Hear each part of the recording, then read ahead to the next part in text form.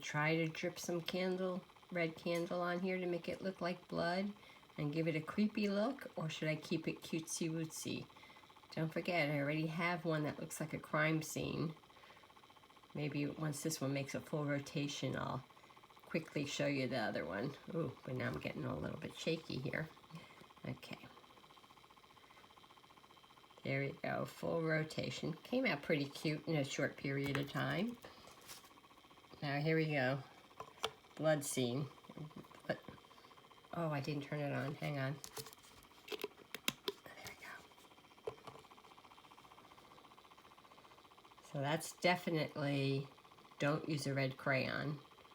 Unless this is the look you're going for, then by all means. But it's a bloody mess. It's too bad because it did come out cute.